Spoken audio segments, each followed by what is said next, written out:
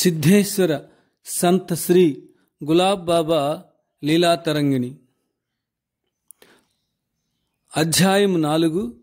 బాబా తీర్థయాత్రలు. ఓం విఘ్నరాజాయ నమః. ఓం సరస్వత్యై నమః. ఓం శ్రీ గురుభ్యో నమః. ఓం కులదేవతాయ నమః. ఓం సద్గురు గులాబ్ బాబాయ నమః. బాబా భారతదేశంలోని అన్ని ప్రాంతాలను నిరంతరం అలుపు సులుపు లేకుండా తిరుగుతుంటారు. వారు తీర్థ పర్యటనలు చేయుటలో గొప్ప విశేషముందని మనం గ్రహించాలి. క్షణమైన విశ్రాంతి తీసుకొనక ప్రజలను భక్తి మార్గంలోనికి ప్రవేశపెట్టడానికి, జ్ఞానోదయము కలుగజేయడానికి నిరంతరం పర్యటిస్తుంటారు.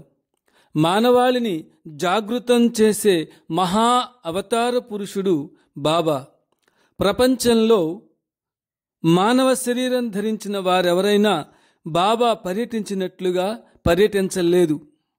బాబా చిన్ననాటి నుండి కాలినడకన ఒక గ్రామం నుండి మరొక గ్రామానికి వెళుతుండేవారు. అప్పుడప్పుడు పరిగెత్తుతూ ప్రయాణం చేసేవారు. మరికొన్ని సమయాలలో రెండెద్దు బండ్ల మీద, రైళ్లలో ప్రయాణం చేసేవారు. ఈనాడు బాబాకు ఎంతోమంది కారులు, జీపులు, వ్యానులు సమర్పించారు.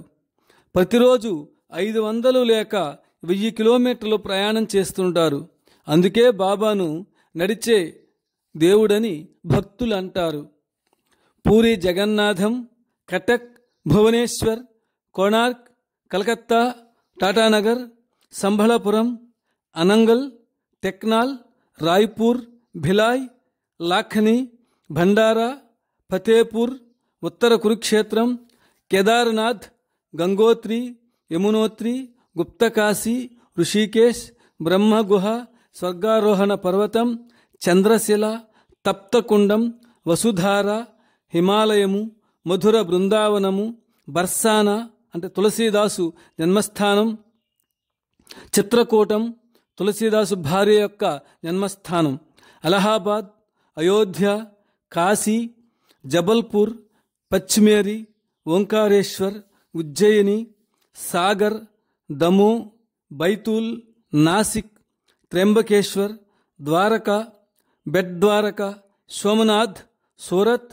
అహ్మద్నగర్, షిరిడి, బొంబాయి, తిరుపతి, రామేశ్వరం, కన్యాకుమారి, హైదరాబాద్ మొదలు ప్రదేశాలేగాక మహారాష్ట్ర, మధ్యప్రదేశ్, గుజరాత్ రాష్ట్రాలలో ఉన్న అన్ని జిల్లాలు పర్యటించారు.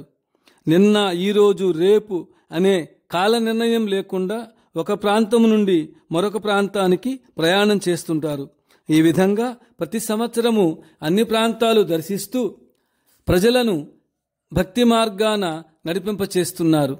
పూజ్య బాబాజీ భక్తులకు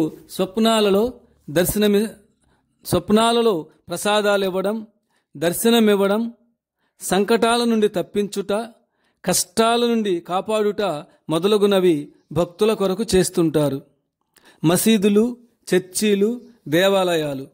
బాబా సంకీర్తన కార్యక్రమాలు మందిరాలు, మసీదులు, చర్చిలు, గురుద్వారాలలో జరుగుచుండుట మరి ఒక విశేషం.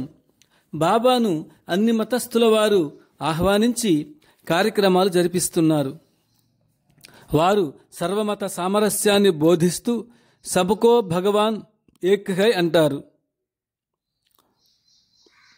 పంజాబులో ఉగ్రవాదుల అరాచకత్వము 1/9/1984 సంవత్సరం నుండి జరుగుచున్నప్పటికీ బాబా అమృత్సర్ స్వర్ణ దేవాలయమునకు వెళ్ళి భజన, సంకీర్తన కార్యక్రమాలు నిర్వహించారు.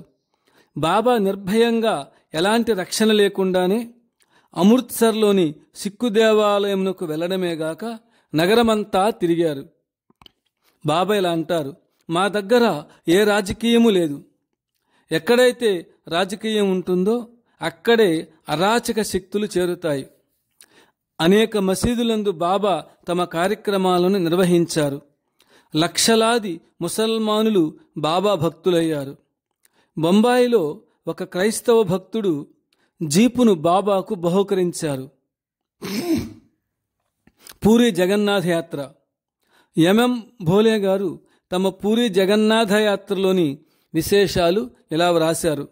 మేమందరం బాబాతో కలిసి 13/7/1982 నుండి 18/7/1982 వరకు పూరి జగన్నాథ యాత్రలకు వెళ్ళాం. మొట్టమొదట మేము భండారా నుండి మాలేగాం వెళ్ళాం. మాలేగాంలోని చుట్టుపక్కల గ్రామాలలో వర్షాలు పడలేదని బాబాకు ఆ గ్రామ ప్రజలు ఇలా విన్నవించుకున్నారు. బాబా, ఇప్పటికి వర్షాలు కురవడం ప్రారంభమయ్యి 19 రోజులు గడిచాయి. కానీ మాకు ఇక్కడ వర్షాలు పడని కారణం వల్ల రైతుల వ్యవసాయపు పనులన్నీ ఆగిపోయాయి. మీ వద్ద నుండి మేము కోరేదేమీ లేదు, వర్షాలు కురిపించండి. అదే 10,000గా భావిస్తామని ఏకకంఠంతో అందరూ చెప్పుకున్నారు. వెంటనే బాబా కారు దిగి ఒక భక్తుని హోటల్లోని పాలు స్వీకరించి గోపాల గోపాల అను పాట మొదలుపెట్టి పాడుతుంటే అందరూ భక్తి సాగరంలో మునకలు వేయసాగారు. ఆ సమయంలో ఊరంతా ఎండగానే ఉంది. బాబా పాడక మునుపు ఆకాశంలో మేఘాలు ఆవరించినట్లు గాని కమ్మినట్లు గాని ఎక్కడా కనిపించలేదు. అయితే బాబా పాట పాడడం మొదలుపెట్టిన కొంతసేపటికి ఆకాశమంతా మేఘాలు ఆవరించి కుంభవృష్టి కురియసాగింది. పంచభూతాలకు అధిపతి అయిన బాబా వర్షాన్ని కురిసేలా చేసినందుకు ఆ గ్రామస్థులు బాబాకు తమ కృతజ్ఞతలు భక్తితో తెలియచేశారు. ఈ శుభ సమయాన్ని పురస్కరించుకొని రైతుల పొలాలలో పనిచేసే కూలీలకు సెలవులిచ్చారు. వారందరూ ఆనందోత్సాహములతో గోపాల గోపాల దేవకి నందన గోపాల గులాబ్ బాబా అనే పాటను పాడుతూ ఆనందంతో గంతులు వేస్తూ నాట్యం చేశారు. జగన్నాథ పూరి యాత్రలో బాబా భక్తులతో కలిసి భిలాయ్, సరాంపాలి, సంబల్పూర్, అనంగల్, టెక్నాల్ ఒరిస్సా, టాటానగర్, కలకత్తా, కటక్, భువనేశ్వర్, కోణార్క్, సాక్షి గోపాల్ మొదలగు క్షేత్రాలను దర్శిస్తున్న రోజుల్లో అన్ని చోట్ల వర్షాలు కురియడం ప్రారంభమైనాయని కృతజ్ఞతలు తెలియచేశారు. ఇటువంటి పనులు ఏ మాంత్రికుడు గాని గారడీవాడు గాని చేయగలడా? ఒకవేళ వీరు శూన్యములో నుండి తాయెత్తులు, లింగాలు, విభూతులు మొదలుగునవి తీయగలరేమో గాని క్షణాల మీద వర్షాలు కురిపించలేరు కదా. బాబా దైవశక్తి వల్లనే వర్షాలు పడినాయని మనం గ్రహించాలి. వారు ఏ భూమి మీద అయితే కాలు పెడతారో ఆ భూమి పునీతమవుతుంది. ఆవు పాలు చేపేంతసేపు మహాత్ములు పాదముంచిన చోట ఆ ప్రాంతము పునీతమవుతుందని శాస్త్రాలలో చెప్పబడి ఉన్నది. షోలాపూర్ పండరీపుర యాత్ర 1983వ సంవత్సరంలో బాబా వేలాది మంది భక్తులతో పండరీపురానికి పాదయాత్ర సాగించారు. వేలాది మంది ప్రజలు మార్గమధ్యంలో స్వాగతాలు పలికారు. ప్రతి ప్రాంతంలోని ప్రజలంతా జయ జయధ్వానాలు మిన్నుముట్టినట్లుగా పలికారు. అనేక రంగాల వారు, చదువుకున్నవారు, చదువు లేనివారు, రైతులు, వ్యాపారస్తులు పట్టణాల రోడ్ల వెంబడి బారులు తిరిగి మంగళగీతాలు ఆలపించారు. ఆనాడు షోలాపూర్లో జరిగిన మేళా వైభవాన్ని వర్ణించడానికి కాగితాలతో, బుడగలతో అలంకరించారు. ఎక్కడ చూచినా మేళతాళాలతో భజన సంకీర్తనలు దారి పొడుగునా చేసుకుంటూ వెళుతున్న సమయాన బండ్ల కొలది గులాబీ పువ్వులను దారి పొడుగునా వెదజల్లారు. ఈ విధంగా బాబా భక్తులతో పండరీపురం చేరారు. దేవతలకే కనువిందైన ఇటువంటి సంఘటన నభూతో నభవిష్యత్తు అనుట అతిశయోక్తి కాదు. బాబా కలకత్తా యాత్ర, బెంగాలీ బాబు అనుభవము. శ్రీ కుమారి పుష్పతాయి, నాగ్పూర్. 1982లో మేము బాబాతో కలకత్తా యాత్రకు వెళ్ళాము. ఆ నగరంలోనున్న దర్శనీయ ప్రదేశాలన్నీ చూసి శ్రీ లక్ష్మీనారాయణ మందిరం చేరుకున్నాము. బాబా అందర్నీ మందిరంలోకి వెళ్ళి భగవానుణ్ణి దర్శించి రమ్మన్నారు. లోనికి వెళ్ళి బయటకు వచ్చేసరికి మందిరంలో హారతి ప్రారంభమైంది. హారతి కొరకు మరలా లోపలికి వెళ్ళాం.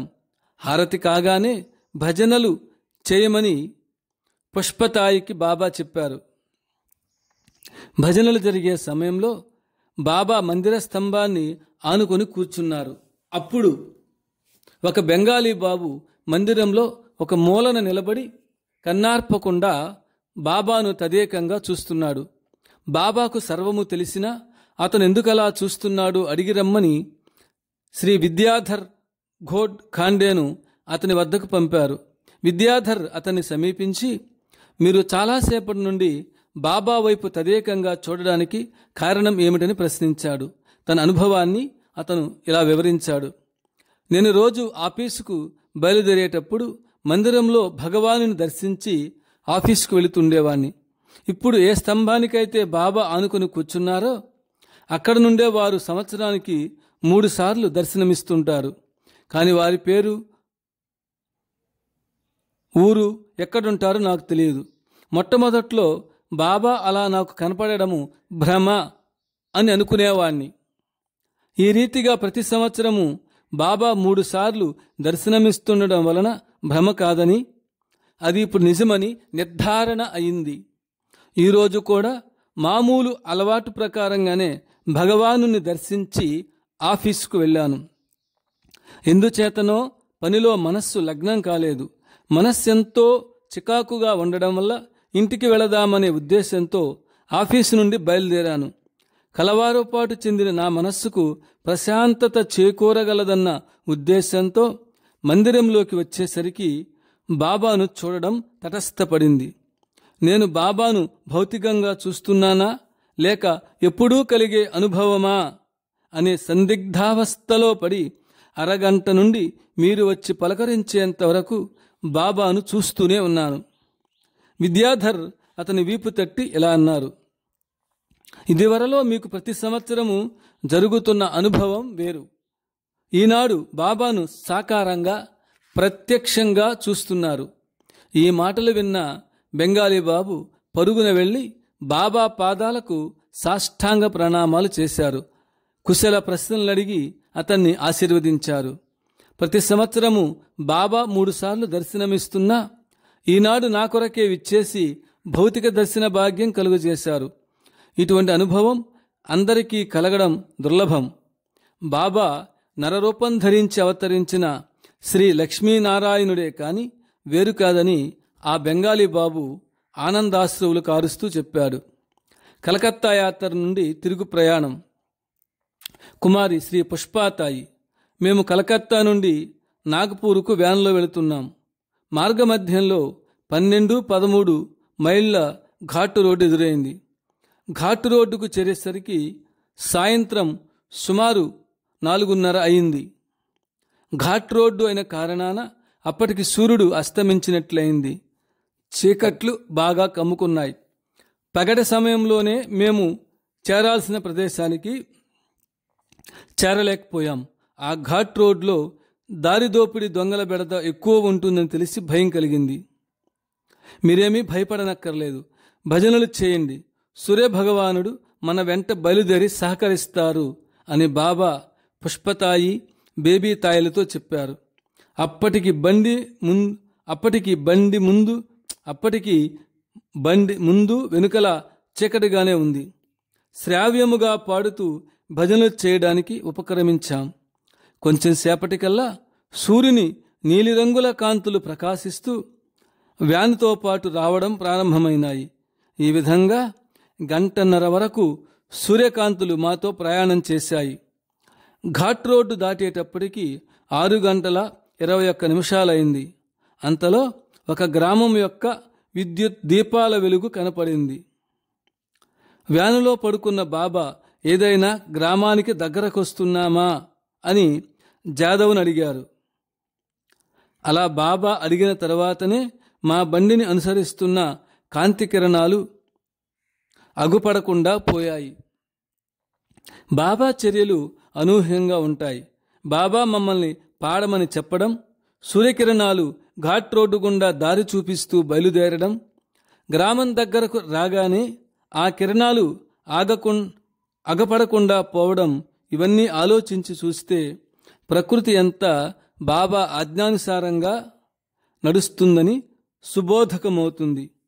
గోపాల గోపాల దేవకి నందన గోపాల గులాబ్ బాబా గోపాల.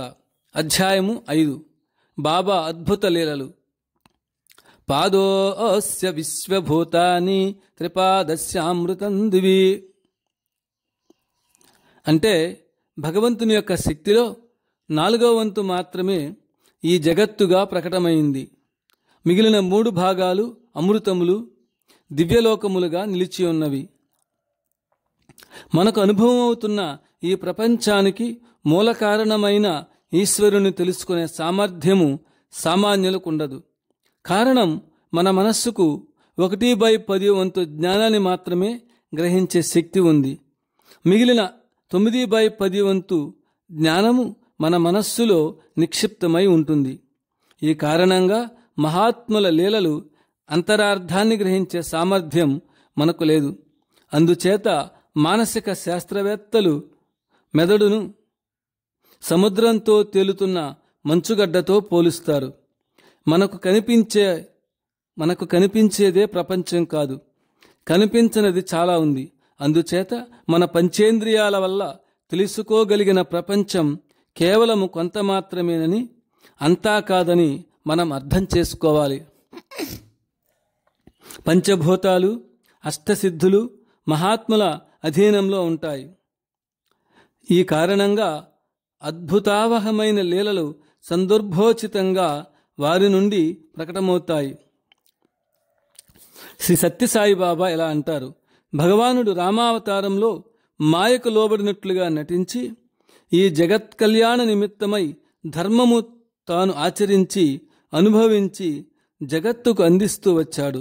కృష్ణావతారంలో మాయను తన అధీనంలో పెట్టుకుని కేవలము లీలావతారముగా ప్రకటిస్తూ వచ్చాడు.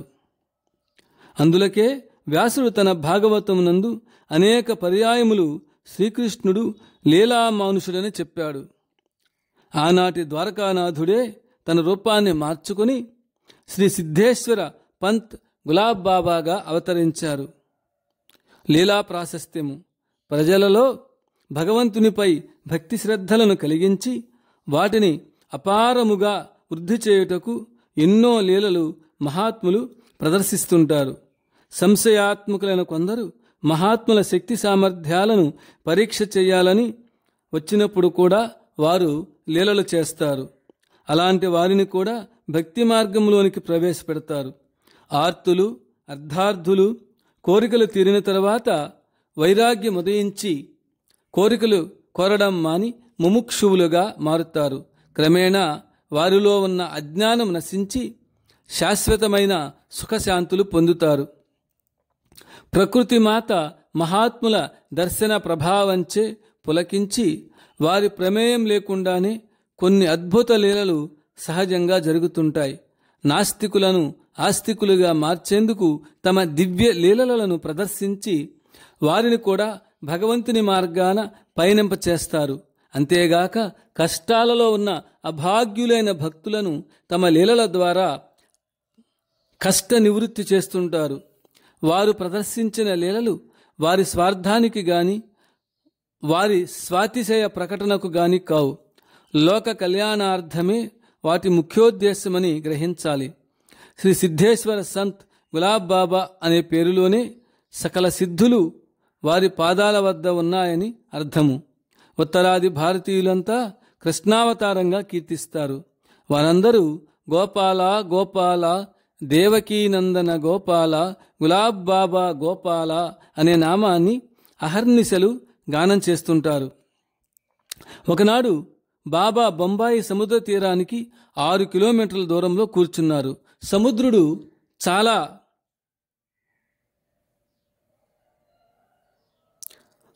ఆ సముద్రుడు బాబా దర్శనముచే పులకించి వారి పాద కమలములను స్పృశించుటకై వచ్చి ప్రదక్షిణం చేసి తిరిగి తన యథాస్థానానికి వెళ్ళాడు. అక్కడ సముద్రపు ఇసుకను పెద్ద పెద్ద లారీలకు ఎత్తుతున్నారు. బాబా ఇసుకలోని గులకరాళ్లను తీసుకుని సముద్రంలో వేస్తూ ఉండగా అవి గులాబీ రేకులుగా మారి సముద్రపు నీటిపై తేలియాడుతుండగా చూచి అందరూ ఆశ్చర్యచకితులయ్యారు. గోదావరి నది ప్రదక్షిణము. ప్రపంచములో నదులన్నీ మహాత్ముల పాదస్పర్శకై తపిస్తుంటాయి. మానవులు నదులలో స్నానమాచరించడం వలన వారి పాపములచే నదులు కలుషితమైపోతుంటాయి. మహాత్ములు నదులలో స్నానమాచరించడం వలన వాటికి పవిత్రత చేకూరుతుంది.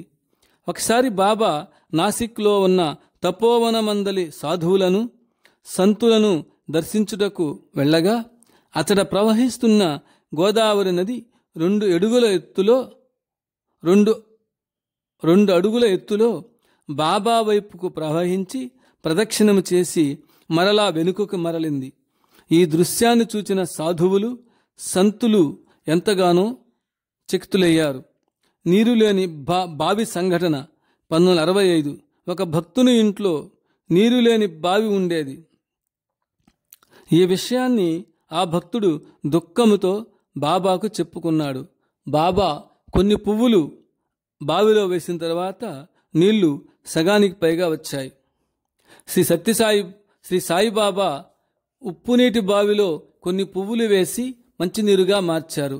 మహాత్ముల లీలలు చిత్ర విచిత్రములు గదా. ఔరంగాబాదులో జరిగిన వింత సంఘటన 1982. ఔరంగాబాద్ జిల్లా కలెక్టర్ శ్రీ మేఘ్ IAS మరికొంతమంది ఆఫీసర్లు బాబాను దర్శించి, మీరు కృష్ణావతారమని ఆబాలగోపాలం కీర్తిస్తున్నారు కదా, ఇది నిజమన్న విశ్వాసము మాకు కలిగేలాగా పెట్రోలు డ్రైవర్ లేకుండా కారును నడిచేటట్లు చేయమని ప్రార్థించారు. బాబా చిరునవ్వి నవ్వి మిన్నకున్నారు. కానీ అక్కడ ఉన్న వారంతా ప్రార్థించిన మీదట జడ పదార్థమైన కారును బాబా ఆజ్ఞాపించగా ఒక భక్తుని వలె వారి ఆజ్ఞానుసారం 25 సార్లు గుండ్రంగా తిరిగి వచ్చింది. కలియుగ ప్రభావంచే సృష్టిలోని మానవులు మహాత్ముల మాటలు ఆచరించకపోయినా జడ పదార్థాలైన రైళ్లు కారులు వారి ఆజ్ఞలను పాటించుట ఎంతో ఆశ్చర్యకరమైన విషయము. జడ పదార్థం ఎప్పుడూ తనకు తానుగా ఏ మార్పు చేసుకోలేదు. ఒక్క జీవ పదార్థం మాత్రమే మార్పు చేసుకుంటుంది. బాబా స్పర్శ చేత జడ పదార్థాలు జీవ పదార్థాలుగా మారతాయి. 1965వ సంవత్సరం ఔరంగాబాదులో కారులో పెట్రోలు డ్రైవరు లేకుండా నడిపారు.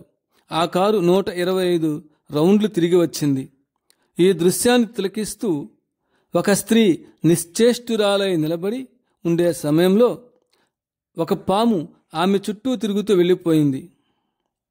ఆ స్త్రీ ఏ రంగు చీర ధరించిందో అదే రంగు చీరను బాబా తన కారు నుండి తీసి ఆమెకిచ్చారు. ఈ లీల అంతరార్థము, కారు నడపాలంటే డ్రైవర్ ఎంత ముఖ్యమో దేహము అనే బండి నడపడానికి ఆత్మే అంత ముఖ్యము. ఇదే సృష్టి లీలా రహస్యము.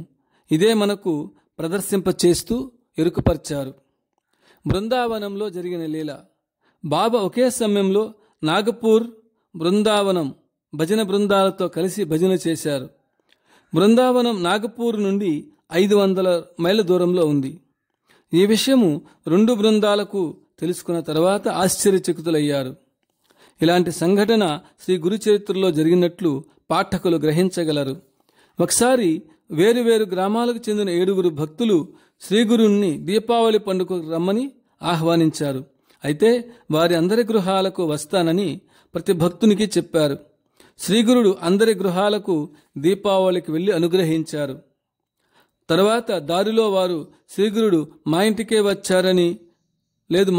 వచ్చారని వాదులాడుకొనుచుండగా వారితో శ్రీగురుడు అన్నారు, నేను అంతటా ఉన్నాను కదా అని అన్నారు. రైలు బండి ఆగుట. ఒకసారి బాబా టికెట్ లేకుండా రైలులో ప్రయాణం చేస్తుండగా టీటీఈ వచ్చి బాబాను టికెట్ అడిగాడు. మేము ఫకీరులం, టికెట్ లేదని బాబా వినయంగా చెప్పారు. బినా టికెట్ యాత్ర కర్తే క్యా ట్రైన్ బాప్ కి హై తేరే జల్దీ గాడీ సే నీచే ఉతరో. టికెట్ లేకుండా యాత్ర చేస్తున్నావా, ట్రైను నీ అబ్బదా లేక నీదా, బండి నుండి త్వరగా దిగిపో అని టీటీఈ బాబాను పలుమార్లు గద్దించారు. అవమానంగా భావించక మారు మాట్లాడక బాబా బండి దిగారు.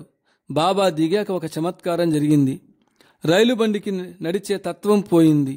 మహాత్ములైన బాబాను అగౌరవపరిచినందులకు జడ పదార్థమైన రైలు పసివాని వలె అలిగింది. ఇంజినులో ఏ భాగమైనా చెడిపోయిందనే ఉద్దేశంతో సాంకేతిక నిపుణులు అన్ని భాగాలను పరీక్షించారు. ఎంతో ప్రయత్నించారు. రైలు బండి కదలలేదు. బాబా గొప్ప మహాత్ముడని ఎవరో చెప్పగా రైల్వే సిబ్బంది బాబాను క్షమాపణ కోరాక టీటీఈ కూడా క్షమించమని కోరారు. టీటీఈతో ఇలా అన్నారు, గాడి నహీ బాప్కి మేరే, టికెట్ నహీ పరిహాస్ కియా. రైలు మా నాన్నది కాదు, నాది కాదు, టికెట్ లేదని బాబా అతనితో నవ్వుతూ అన్నారు. బాబాను తిరిగి బండిలో కూర్చోబెట్టిన తర్వాతనే రైలు బండి కలిగింది. ఇటువంటి లీల శ్రీ సద్గురు గజానన మహారాజ్ చరిత్రలో జరిగింది. ఈ సంఘటన బదినేరా రైల్వే స్టేషన్లో జరిగింది. నీళ్ల మీద ట్రాక్టర్ నడుపుట. పూర్ణ, తాపీ నదుల సంగమ ప్రదేశంలో బాబా నీటిపై ట్రాక్టర్ నడిపించారు. అది నీళ్ల మీద నావవలే పోతుండగా వేలాది మంది భక్తులు ఆనందంతో తిలకించి బాబా దైవాంశ సంభూతుడని ప్రశంసించారు. జాల్నా సంఘటన. జాల్నా సమీపాన గల అడవిలో శ్రీ రంగనాథుని ఆలయం ఉంది. బాబా భక్త బృందంతో ఆ ఆలయాన్ని దర్శించారు. ఆలయ పూజారి బాబాకు భక్తితో పూలు సమర్పించారు. భక్తులంతా ప్రసాదం కావాలని కోరారు. ఆ పూలను ఒక ప్లేట్లో వేసి లడ్డూలుగా మార్చి 150 మందికి ప్రసాదంగా పంచారు. బాబాను అందరూ కొనియాడారు. రామతీర్థ గ్రామ వరదలు. మహారాష్ట్రంలో అమరావతి జిల్లాలో రామతీర్థమనే గ్రామం ఉంది. అక్కడ ఒకసారి అంతకుముందు ఆ గ్రామ ప్రజలు కనీ విని ఎరుగనంత వర్షం కురిసింది. పూర్ణానది నీటి మట్టము బాగా పెరిగి గ్రామంలోని నీరు ప్రవహించడం మొదలైంది.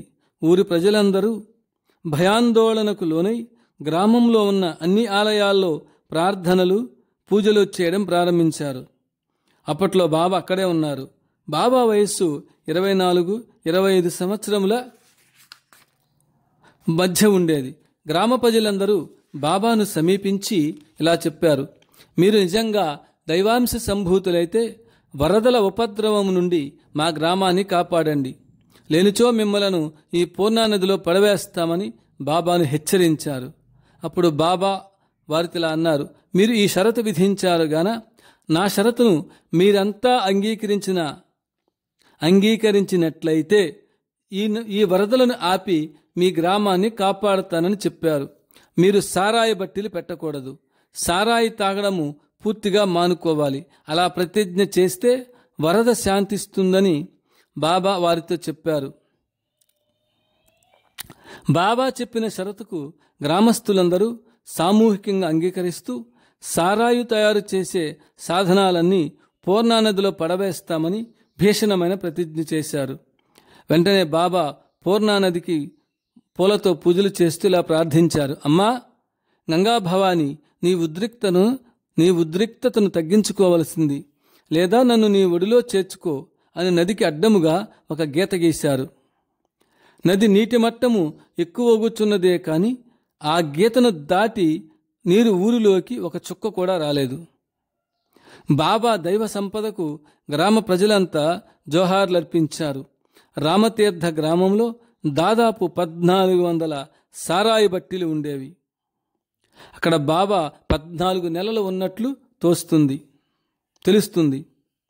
సారాయి డ్రమ్ములన్నీ లారీ మీదకెక్కించి ఊరంతా ఊరేగించి ఒక్కొక్క డ్రమ్మును పూర్ణానదిలో బాబా త్రోయింపచేశారు.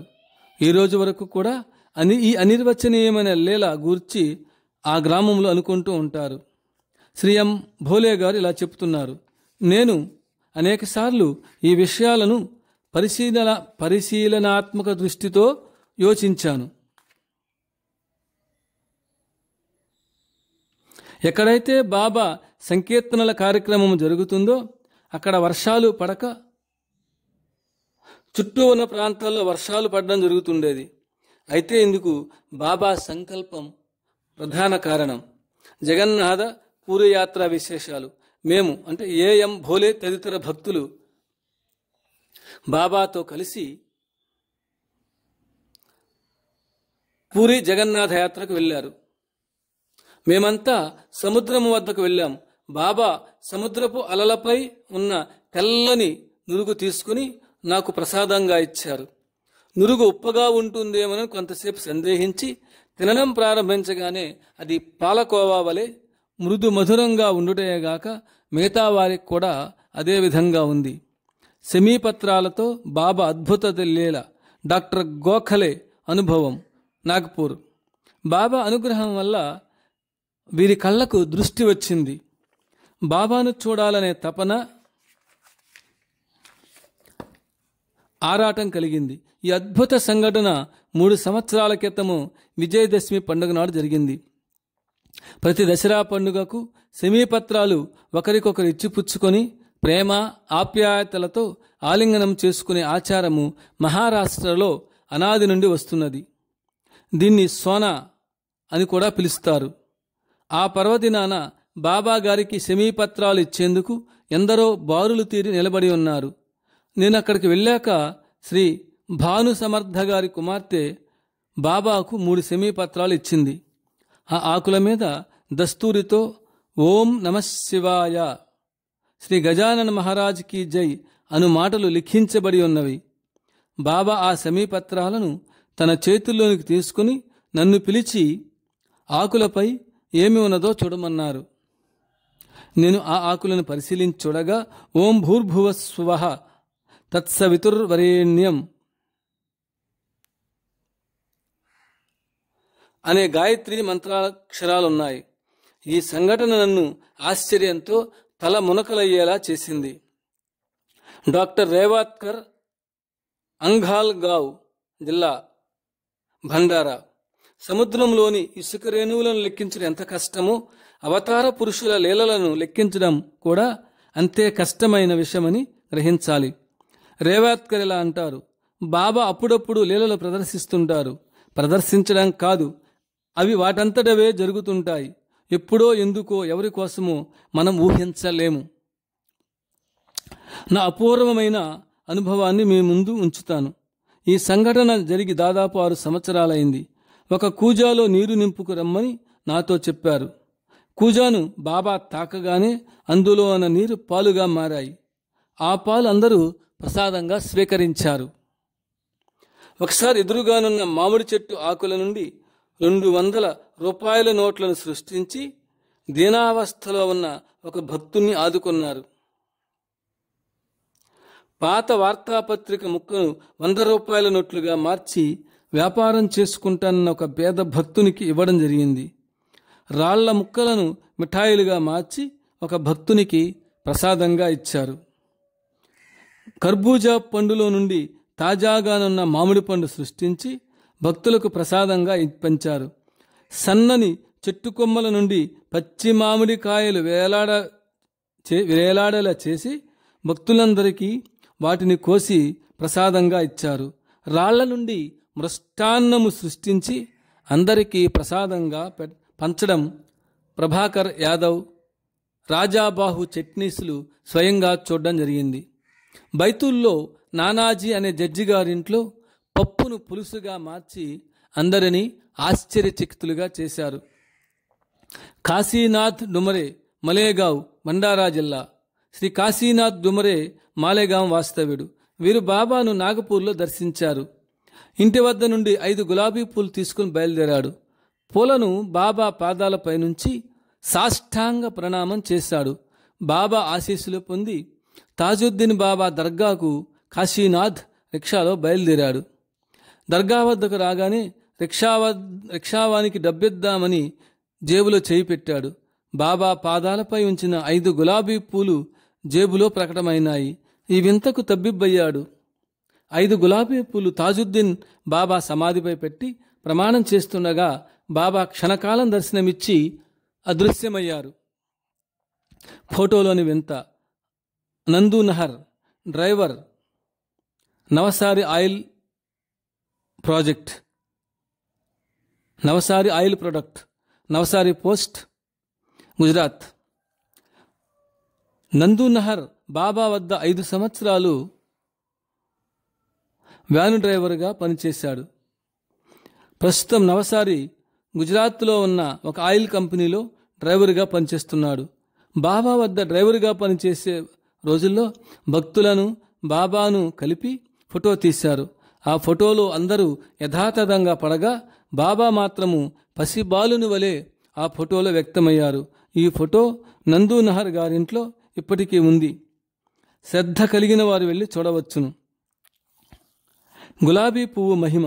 ఒక మాస్టర్ గారి అనుభవం. ఒక మాస్టర్ గారు బాబాతో టాకర్ ఖేడాకు బయలుదేరి 2 రోజుల్లో తిరిగి వద్దామని అనుకున్నాడు. బాబా ఆజ్ఞ మేరకు 8 రోజులున్నాడు. తన దగ్గర ఉన్న డబ్బంతా ఖర్చయినా బాబాకు చెప్పలేదు. అతను బయలుదేరేటప్పుడు బాబా అతనికి ఒక గులాబీ పువ్వు ఇచ్చారు. ఖాండ్వాకు టిక్కెట్ లేకుండానే ధైర్యం చేసి రైలెక్కాడు. ప్రయాణంలో టిక్కెట్ కలెక్టర్ వచ్చి అతని టిక్కెట్ అడిగాడు. అప్రయత్నంగానే తన జేబులో ఉన్న గులాబీ పువ్వును వారి చేతికి అందించాడు. ఆ టిక్కెట్ కలెక్టర్కు ఆ పువ్వు టిక్కెట్గా కనిపించింది. దానిపై సంతకం చేసి తిరిగి మాస్టర్ ఇచ్చాడు. ఇదంతా కొన్ని క్షణాలను జరిగింది.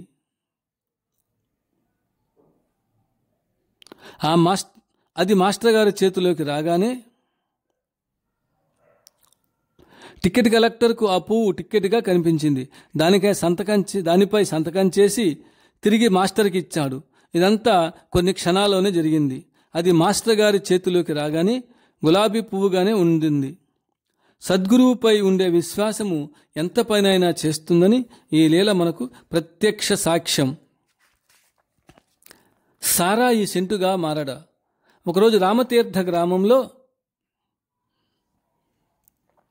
బాబా భజన కార్యక్రమం జరుగుతున్నది. ఒక దుండగుడైన త్రాగుబోతు తూలుతూ బాబాకు సారాయి సీసా ఇచ్చాడు. అతడు నవ్వుతూ బాబాను గెలిచేస్తూ పెద్ద పెద్దగా కేకలు వేస్తూ అసభ్యతగా ప్రవర్తించాడు. అతని మాటలు చేష్టలు పట్టించుకోలేదు బాబా. ఆ సారాయి కొన్ని క్షణాల్లోనే సెంటుగా మారి సువాసనలు వెదజల్లింది. ఈ దురాఘాతానికి పాల్పడిన దుండగుడు తన తప్పుకు పశ్చాత్తాపపడి బాబా పాదాలపై పడి క్షమాభిక్ష వేడుకున్నాడు.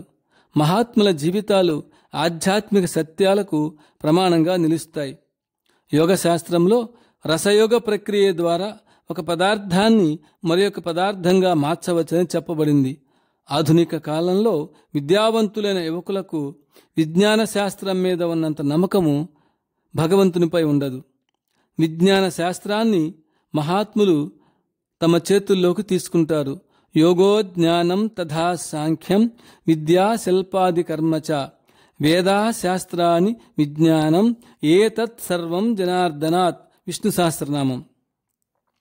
యోగము, జ్ఞానము, సాంఖ్యము, సకల విద్యలు, శిల్పాది కర్మలు, వేదములు, శాస్త్రములు, విజ్ఞానము మొదలగునవన్నీ భగవంతుని విద్యలే.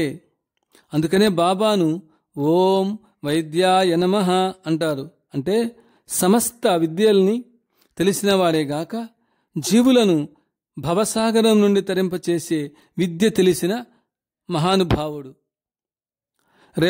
రేవాత్కు ఒక బ్రాందీ షాపు దమ్ములో ఉంది. ఒకరోజు బాబా భక్తులతో ప్రయాణిస్తున్నారు. దారిలో బ్రాందీ షాపును చూచి బాబా కారు నుండి దిగారు. బాబా షాపు యజమానైన రేవత్ను గ్లాసులో బ్రాందీ పోయమన్నారు. అతను గ్లాసులో బ్రాందీ పోశాడు. బాబా దాన్ని అందుకుని రోడ్డు మీద ఉన్న వారిపై చల్లారు. వారి మీద పడ్డ బ్రాందీ చుక్కలు పాల చుక్కలుగా మారాయి. ఈ వింతను చూచిన రేవాత్ ఈ లీల అంతరార్థం గురించి ఒక భక్తుని అడిగాడు. అతను ఇలా చెప్పాడు: సారాయి, బ్రాందీ తాగే బదులు పాలు తాగి ఆరోగ్యపూరకాలైన బలము, ఓజస్సు, మేధస్సు వృద్ధి చేసుకోమని ఈ లీల సూచిస్తుంది. ఆనాటి నుండి రేవాత్ పరివర్తన చెంది బ్రాందీ షాపును వేరే వారికి ఇచ్చేసి కిరాణాకు వేరే ఒకరికి అమ్మివేసి కిరాణా కొట్టు పెట్టుకొని జీవనయాత్ర సాగిస్తున్నాడు. గోపాల గోపాల దేవకి నందన గోపాల గులాబు బాబా గోపాల.